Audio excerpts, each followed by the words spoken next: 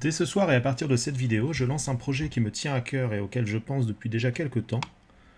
Vous allez le découvrir, alors je me lance comme ça, hein, vous allez le découvrir donc dans cette première partie et ça prendra la forme que ça prendra selon le succès. Donc c'est important de partager et de mettre des likes et des commentaires.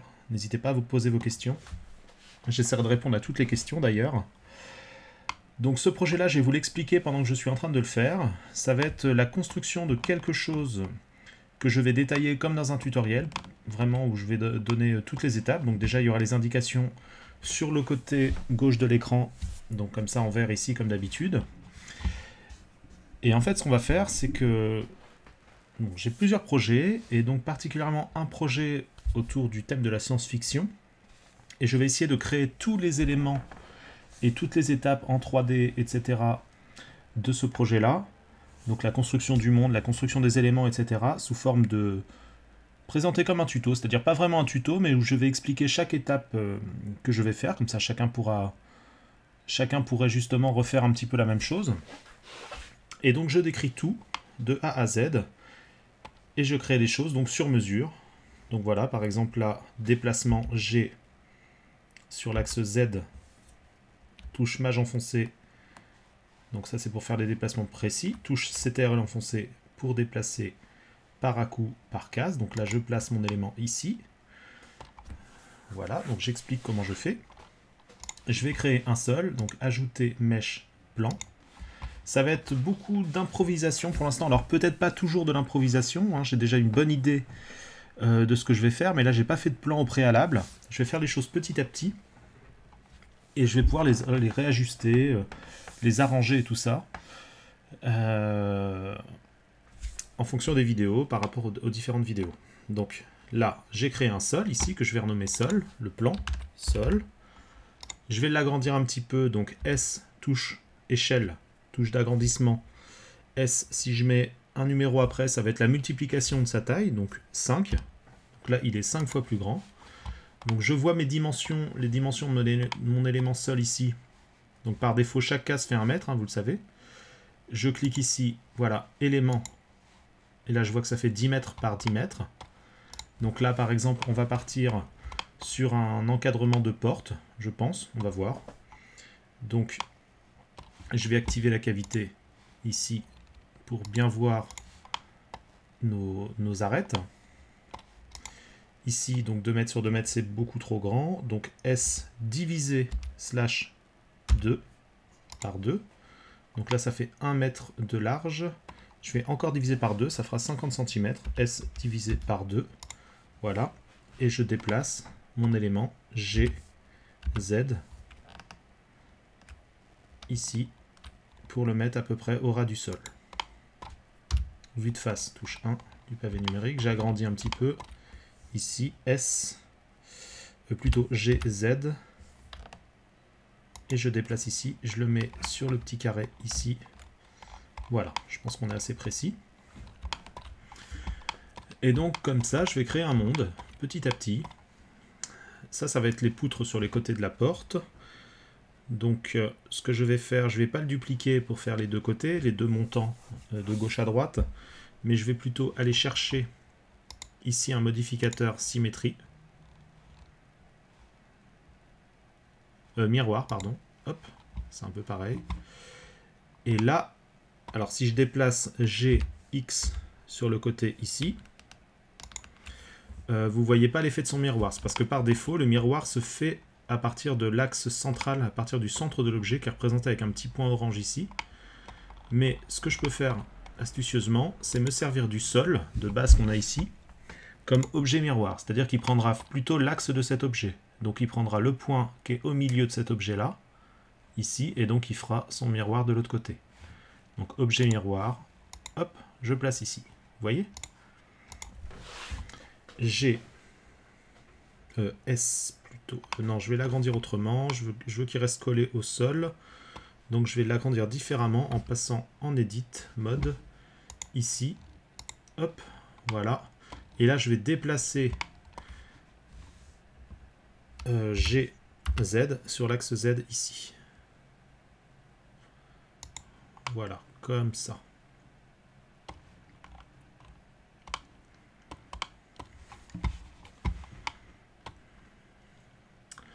Et je pense que je vais faire encore mieux que ça. Alors, vous allez voir en fait toutes mes réflexions, toutes mes modifications. Parfois je vais revenir en arrière, je vais corriger des erreurs, je vais réajuster les choses. Et déjà, je compte faire les choses de manière le moins destructive possible. C'est-à-dire que si l'univers devient vraiment immense, l'univers qu'on est en train de créer, je vais pouvoir désactiver différents modificateurs dans la vue de rendu pour pouvoir toujours gérer la scène, justement. Donc là, je change un petit peu d'idée. Je vais plutôt ici en mode objet, donc la largeur de porte. Donc je vais retirer mon effet miroir ici. Ma largeur de porte, là, sur l'axe X, c'est de 50 cm. Je vais prendre une largeur de 2 mètres. Ça va être une porte double, je pense. Donc j'indique 2 mètres ici. La hauteur, je vais mettre 2,50 m, on va dire. Donc 2,5. Hop, voilà. Et ce que je vais faire plutôt, je vais le replacer déjà ça bien au-dessus. Donc GZ, CTRL enfoncé, voilà. Je le replace ici. Et là, je vais plutôt dupliquer mon objet qui est ici, Shift D, voilà. Et je vais réduire l'objet que je viens de créer ici, la duplication de celui-là. Je vais l'agrandir sur Y, SY. Je vais le faire dépasser ici. Et je vais me servir en fait de cette partie-là, de la nouvelle partie que j'ai créée, pour creuser mon objet. Donc, je vais replacer celui-là. Je passe en mode Edit. Ici, hop, GZ. Et je vais placer ça à peu près ici. Ça me semble pas mal. Et là, par contre, en bas, je vais le traverser complètement. Alors, je peux masquer mon sol ici qui me gêne. Et là, je vais déplacer GZ. Voilà, comme ça, je le fais déplacer. Comme ça, ça va couper complètement ici. Et là, maintenant, ce que je fais en mode objet, je sélectionne donc ce que je souhaite comme cadre de porte. Je vais ajouter un modificateur booléen. Et je vais placer l'objet ici. Je vais prendre cet objet-là. Donc voilà, cet objet-là perce quelque part mon autre objet. Autre objet que je vais nommer pour l'instant perçage par exemple, peu importe. Là, ça je vais le renommer cadre de porte. C'est toujours bien de rester, d'essayer de bien s'organiser pour ne pas se perdre dans nos différentes créations. Donc cadre de porte, donc ça va être une porte un peu science-fiction. Vous allez voir petit à petit. Et cet objet-là de perçage, je peux le rendre invisible, ici dans la vue. Je me rends compte que je le rends invisible dans la vue, mais que si je fais F12, un rendu, il va toujours être présent ici. Donc je le rends aussi invisible dans le rendu. Donc l'appareil photo, c'est le rendu. L'œil, c'est pour la vue courante. Maintenant, si je fais un F12, je vois que... Donc F12, c'est la touche raccourci pour faire un petit rendu. Je vois que mon cadre de porte est bien percé et que le cube n'est pas du tout visible. Donc je n'ai plus du tout ce souci de cube.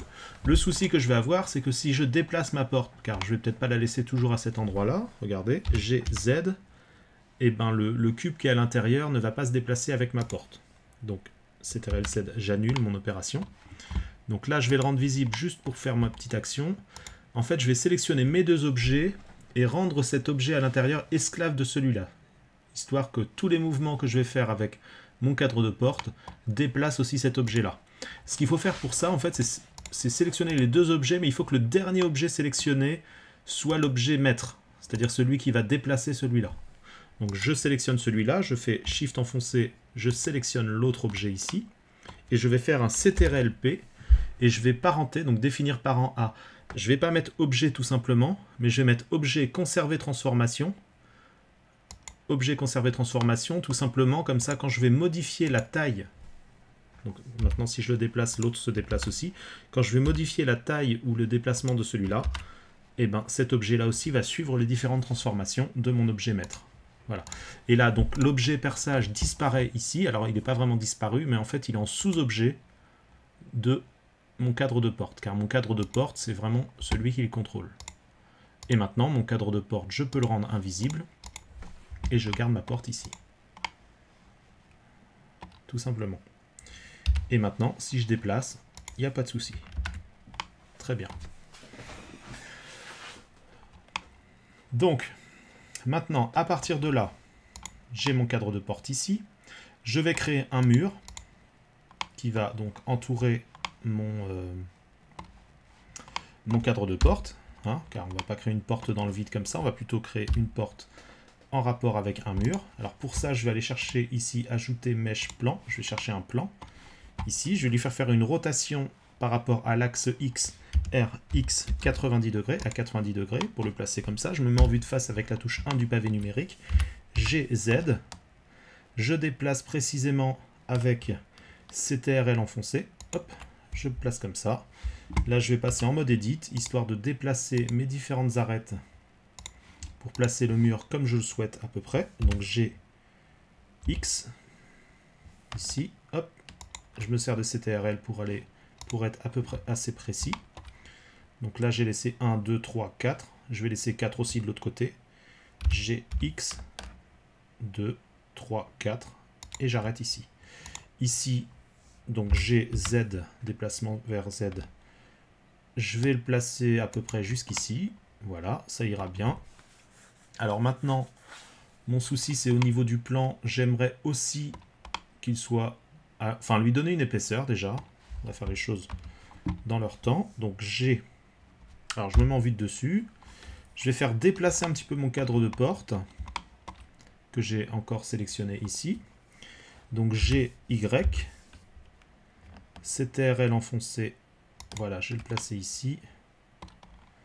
Et là, maintenant, à partir de là, je vais lui donner une épaisseur, mais ça va être avec un modificateur, histoire de de pouvoir limiter justement la création d'objets, enfin de polygones. Comme ça, je pourrais désactiver le modificateur et rendre ma scène plus légère à un certain moment quand elle commencera à être trop lourde. Donc, ajouter ici, je vais ajouter un modificateur qui s'appelle solidifier. Ici, là, je vois que ça me crée une petite épaisseur, ici, que je vais régler, ici. Je peux régler mon épaisseur pareil avec CTRL enfoncé, mais là, les à-coups sont trop importants parce qu'ils font, en fait, ils se font mètre par mètre. Donc, je vais plutôt le placer à la main comme ça. Tac, tout en essayant de garder une valeur pour l'organisation assez ronde. Voilà, par exemple 40 cm, c'est très très bien. Voilà, donc là j'ai mon mur, et ce mur-là, je peux bien sûr, quand j'aurai beaucoup d'éléments, si j'ai plusieurs bâtiments, si j'ai plein de choses et tout, je peux parfaitement le désactiver dans la vue ici, et ce sera toujours visible au rendu. Si je fais un F12, j'ai toujours l'épaisseur de mon mur, alors qu'au rendu, alors que dans la vue courante, j'ai désactivé son épaisseur. Voilà, je le réactive pour l'instant. Ce que j'ai envie aussi, c'est de percer, comme je l'ai fait ici, bien sûr, mon mur aussi. Alors, tout ce que je vais faire, c'est je vais réactiver mon élément de perçage ici. Je vais prendre mon mur ici, je vais baisser solidifier. J'ai plus besoin de le régler. Je vais aller chercher aussi un booléen. Voilà. Je ne suis pas obligé d'aller chercher un autre objet. Je peux me servir du même objet pour percer celui-là. Comme ça, il sera parfaitement positionné. Et je perce comme ça ici. Maintenant, je désactive mon élément de perçage. Et j'ai parfaitement mon mur avec la porte de créer. Et si je fais un F12, tout se passe correctement. Alors maintenant, ce que je veux faire, c'est déplacer. Ce que je veux, c'est quand je fais des petits rendus pour voir si tout va bien, j'aimerais que ma caméra suive mes déplacements de ma vue courante ici. Pour ça, c'est très simple. Il suffit de cliquer sur la caméra qui est rangée ici. Je l'ai rangée dans des dossiers ici. Hein, ça, vous ne l'avez pas vu. Je pourrais vous expliquer comment je fais. Hein. C'est simplement des collections sur lesquelles j'ai mis des couleurs. Ici, j'ai fait un tuto spécialement pour ça. Vous pouvez voir dans la liste de tutos. Les lumières, je les nommé en jaune. Caméra en rouge, parce que souvent, l'indicateur d'enregistrement est représenté par du rouge. Donc lumière, forcément en jaune. Hein. Le plus souvent, les lumières sont un peu jaunes, on va dire. Et les objets, pour l'instant, je les ai mis comme ça, ici. Donc ce que je veux faire, voilà, donc je reste comme ça. Hop, et je veux donc que mes déplacements de caméra suivent totalement mes déplacements de la vue. Ici, donc je vais dans Vue, ici. Alors ce petit menu, vous le faites apparaître avec la touche N du clavier. Si vous vous souvenez plus de la touche raccourci, il suffit simplement de cliquer sur la petite flèche ici et vous voyez votre petit menu. Et il faut simplement cocher ici, alors c'est pas coché par défaut, moi je l'avais déjà coché, Camera to View, ici. Et là vous avez votre caméra ici. Maintenant, si je passe en vue de caméra, pour passer en vue caméra, soit vous cliquez directement sur cette petite icône, ou alors vous appuyez sur la touche 0 du pavé numérique, qui est la touche raccourci. Et maintenant, mes déplacements déplacent aussi ma vue caméra. Je vois bien mon cadre de caméra qui est là. Alors par défaut, quand c'est décoché, vous allez peut-être avoir la caméra comme ça. Voilà, 0, tac. Ce que je fais avant de mettre caméra to view, donc je me mets en vue caméra. Je zoome un peu avec la roulette, de manière à laisser une légère marge autour, pour bien se rendre compte de ce que l'on cadre et de ce qui est juste à côté de notre cadre, si on veut déplacer notre cadre, etc. Et à partir de là, quand j'ai bien réglé, alors je peux affiner même un petit peu, je pourrais mettre comme ça par exemple, car là on a des icônes un peu moins grosses. Voilà, et à partir de là, je mets Camera to View, et donc ça va garder mon petit espacement ici, pour la visualisation. Comme ça, je me replace ici, je peux faire un petit rendu de plus proche ici, je fais un petit test, F12, et j'ai bien ma vue caméra en question. Voilà. Maintenant, à partir de ça, je vais créer des portes ici qui vont s'ouvrir, qui peuvent s'ouvrir et se fermer ici. Alors je peux sortir de ma vue caméra, je n'ai pas besoin non plus de rester dedans. Si je veux la rendre, si elle me gêne un petit peu dans ma vue, je peux très bien la masquer ici comme ça, comme pour les autres objets. Et donc là je souhaiterais créer des portes qui puissent s'ouvrir, se fermer ici, des sortes de portes automatiques. Pour ça, je pourrais les faire aussi avec un plan. Donc je peux très bien me servir du mur que j'ai ici. Ce qui est très bien, c'est de se servir, dans une scène, c'est de se servir des éléments qu'on a déjà autour, qu'on duplique et qu'on modifie un petit peu. Vous allez me dire, il y a déjà le trou et tout, ça va pas être idéal pour ici. Mais bon, c'est très rapide de modifier ça. Vous allez voir. Je fais un Shift D, ici, voilà. On ne voit pas mon nouvel objet, mais qui est bien créé par plan 001 ici. Je vais mettre porte, tout simplement. Je renomme en porte, double-cliquez ici pour renommer vos objets. Voilà, et ce qu'il suffit de faire tout simplement, c'est de supprimer le booléen de cet objet porte que j'ai créé ici. Je supprime le booléen, voilà. Je peux redimensionner donc S sur X, ma porte ici, voilà, par exemple. S sur... non, je ne vais pas redimensionner vers le haut. J'ai envie de garder exactement le positionnement en bas, donc je vais plutôt passer en mode Edit. Sélectionner mon segment. Alors pour changer, si vous voulez sélectionner un segment, un point ou un polygone, il suffit de cliquer ici. Voilà, point, segment, polygone. Donc moi je sélectionne le segment. Alors bien sûr je ne peux pas prendre tout le polygone car, regardez si je fais ça, il n'y a pas de polygone à prendre ici, même s'il y a une épaisseur. Tout simplement parce que l'épaisseur de ma porte, comme de mon mur, est créée par le solidifieur. Il n'est pas réellement modélisé. Si je désactive le solidifieur, il n'y a rien du tout. Voilà. Donc je fais un G déplacement sur Z. Je réduis ici comme ça. Donc je le fais dépasser un petit peu dans le mur ici, mais je pourrais le faire dépasser plus ou moins. De toute façon, on ne le verra pas. Je vais quand même... alors, polygone ici. Je prends le polygone ici. Hop. Voilà. Je peux le déplacer en mode objet, histoire de déplacer son centre aussi. Donc G sur X. Je déplace ici. Comme ça. L'épaisseur, je vais la réduire. Donc ça réduira uniquement l'épaisseur de ma porte et pas du mur. Car ils ont chacun leur propre modificateur en fait, même si c'est une copie du précédent. Donc là, je vais diviser par 4. Voilà, ça va faire 10 cm d'épaisseur de porte. Je peux me rendre compte en me mettant en mode comme ça. Je me rends compte un petit peu de l'épaisseur, je trouve ça pas trop mal, pourquoi pas. Je pourrais mettre la porte un peu plus au centre ici.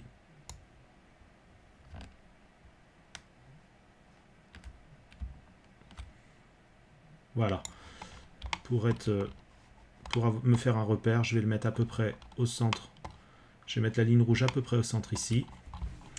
Est-ce que l'épaisseur, je l'augmente un petit peu? Je pourrais la mettre à 20 cm, oui.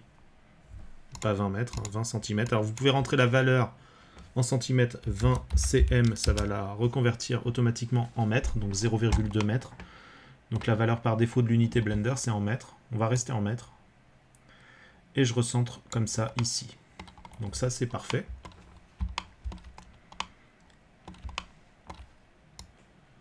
Voilà. La porte, je pense que je vais la rendre double. C'est-à-dire, je pourrais enregistrer les positions de ma porte. Mais ça, je vais voir par la suite parce que je vais créer... alors, je vais la mettre pour cette position ici. Hop, je vais la mettre là. Donc on va dire que ça, j'ai pas besoin de réduire la taille ici, hein, peu importe. Je vais dire porte, je vais dire que c'est la porte gauche, celle-là. Je vais la dupliquer, Shift D, hop, je déplace de ce côté-là. Et là, je vais dire que c'est la porte droite. Je renomme mon nouveau élément, porte droite, ici, comme ça. Voilà. C'est parfait. Maintenant, ce que je pourrais faire...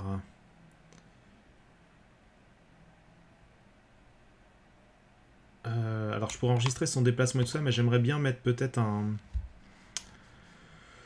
Je vais peut-être mettre un élément, un petit peu de relief et tout ça, donc ça, je verrai par la suite. Pour l'instant, ces deux portes-là, on va les laisser comme ça. Voilà, je vais les mettre un petit peu ouvertes comme ça. Voilà, je pourrais les mettre dans une même collection, les deux. Donc porte gauche, porte droite, je sélectionne les deux avec Shift enfoncé. Ici, et je vais mettre déplacer vers collection et nouvelle collection. Hop, et je vais mettre porte 1. Voilà, parce que je pense qu'on aura plusieurs portes dans notre scène. Voilà, donc là j'ai quelque chose comme ça. Maintenant, ce que je vais faire, je vais rafficher le sol ici. Je me mets en vue de dessus et je vais placer le sol à peu près comme ça par rapport à ma scène. Voilà, très bien. Je pourrais très bien mettre ma première lumière, me servir de ma première lumière vue comme ça. Ici, je vais la mettre à peu près là. Ici, tac. Et je la positionne ici. Je vais me mettre en vue qui se rapproche du rendu en cliquant ici. Et là, je vois bien l'effet de ma lumière que je vais pouvoir régler. Donc, si je sélectionne bien ma lumière, ici, voilà, qui est réglé, qui est placé dans lumière, je peux régler sa puissance. Donc là, je suis sur 1000 watts. Je vais mettre plutôt une lumière de 100 watts, ce qui est un peu plus crédible pour un emplacement ici, parce qu'on crée les choses à l'échelle. Hein, donc, c'est la taille d'une porte crédible, on va dire.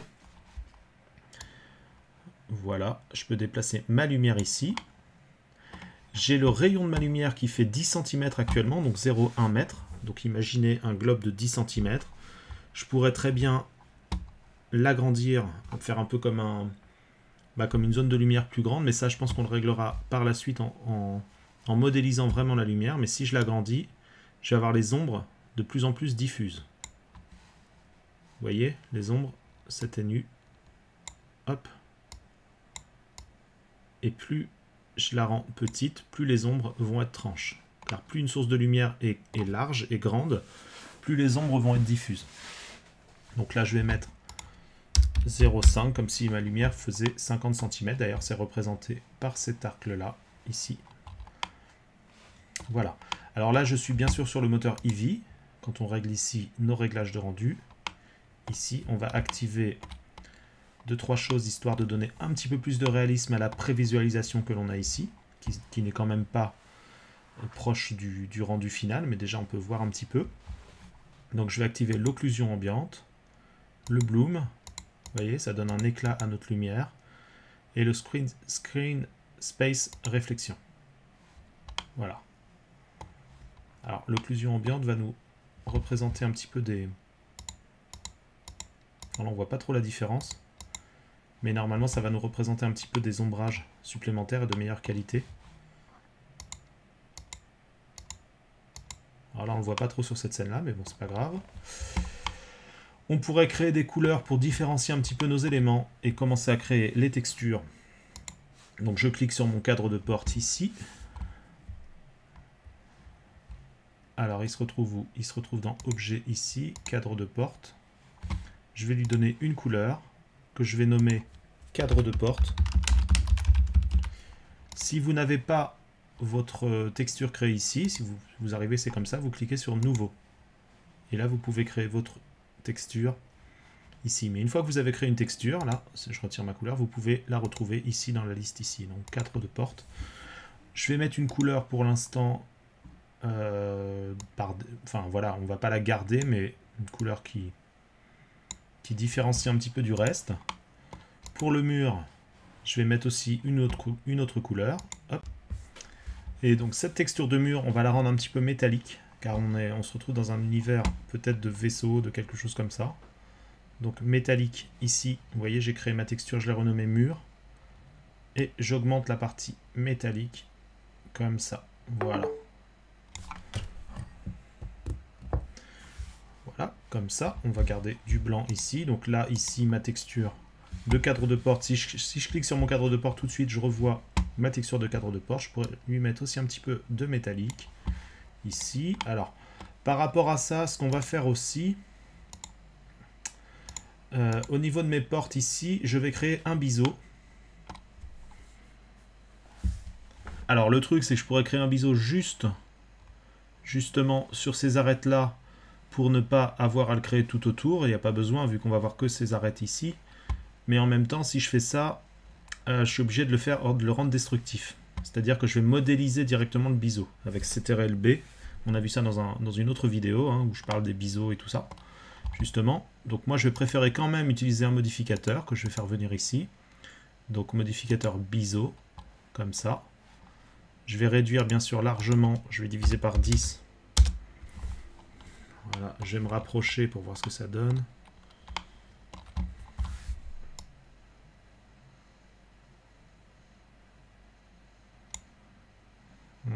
Donc là j'ai le biseau ici, je vais augmenter le nombre de polygones. Alors je vois pas très bien, je vais mettre comme ça dans cette vue là pour mieux voir. Voilà, là je vois déjà beaucoup mieux. Je pourrais même me mettre comme ça, ici. Et là, j'ai des déformations au niveau de mon biseau. Il n'est pas correct, mon biseau, tout simplement car j'ai changé la taille et tiré mon objet ici, que je revois dans éléments dans ce menu-là. Et donc, j'ai les échelles qui sont plus ou moins étirées. Donc, l'échelle en X, elle est complètement réduite. Donc, je vais appliquer mes échelles, histoire que ces dimensions-là correspondent à l'échelle de 1 partout. Donc, je fais un CTRL plus A, et je vais mettre taille échelle. Ici. Et voilà, mon biseau apparaît correctement cette fois. Je vais le diviser par 2 encore. Diviser par 2. Je pense que ça, là, on n'est pas trop mal. Peut-être que par la suite, il n'y aura plus besoin du biseau. Je le désactiverai si je mets des bords, si je mets des objets supplémentaires. Mais pour l'instant, on est bon ici. Maintenant, je veux copier mon réglage de biseau ici sur l'autre objet. Pour ça, je clique ici, je sélectionne l'autre objet ici. Voilà, je sélectionne les deux. Alors, en premier, celui sur lequel je veux copier, Mage, et le deuxième ici. Et donc, le biseau ici que je veux copier, je fais ça. Ici, je mets Copy to Selected. Voilà. Et le biseau se recopie de l'autre côté. Mais bien sûr, il ne s'affiche pas correctement, car c'est pareil, il y a eu des modifications. Donc, je fais un CTRL-A aussi, taille échelle. Et là, maintenant, j'ai le même biseau de chaque côté. Donc, ce biseau-là va être très bien pour le rendu. Si je n'en ai pas besoin pour alléger ma scène, comme d'habitude, je le désactive ici, dans la vue temps réel. Tout en le gardant pour le rendu, car pour le rendu, je veux que ce biseau-là soit présent. Vous voyez ? Là, pour l'instant, notre scène n'est pas très grosse, hein, sauf si vous avez vraiment un vieil ordinateur pas du tout puissant et que ça rame déjà. Vous pouvez désactiver déjà dans la vue ici, et tout en gardant au rendu. Moi, pour l'instant, je vais le conserver. Autre chose aussi, c'est que on va quand même voir, si on voit un plan un peu rapproché, on va quand même voir les arêtes un petit peu tranchantes au rendu. Donc, ce que l'on peut faire aussi, c'est clic droit de la souris, on va faire un ombrage lissé. Voilà, et là, c'est déjà beaucoup plus lisse ici. D'ailleurs, comme ça, l'effet de cavity ne se voit plus ici, ça veut dire que c'est bien arrondi, c'est ça qui nous permet aussi de voir que les arêtes ne sont pas tranchantes. Je clique sur l'autre ici. Ici, ombrage lissé aussi. Voilà. Et là, tout de suite, même si j'ai un rendu qui est à cette distance-là, l'arête va être beaucoup moins tranchante. Ne va plus du tout être tranchante d'ailleurs. On va avoir cassé l'arête ici. Et donc, si je fais un rendu, je me mets en vue caméra ici. Hop, je redéplace la caméra. Donc, on a bien sûr looké la caméra à notre vue courante. Je fais un petit F12. Et là, je me rends compte. Là, les arêtes sont encore tranchantes ici. Donc, ça fait pas très réaliste. Mais au niveau de ma porte, ici et là, même en bas ici, les petites ombrages et tout, j'ai déjà quelque chose de très intéressant. Et ça va être tout pour cette première vidéo. Donc essayez de soutenir ce projet-là. Je vais essayer de construire tout un univers où je vais en partie plus ou moins prendre les choses de manière... je vais un peu improviser, plus ou moins, ça dépend. Pour créer quelque chose de super intéressant, tout un monde, peut-être animé, peut-être en faire carrément un court-métrage, quelque chose. Et tout ça va dépendre donc du succès de ces vidéos-là. Plus il y aura de succès, plus je vais m'y donner pour obtenir un projet vraiment super intéressant. Donc voilà le concept, et donc je vous retrouve dans l'épisode 2 de cette nouvelle série qui je l'espère, va être passionnante et va vous apprendre en même temps beaucoup de choses, et vous motiver à faire vous aussi des beaux projets.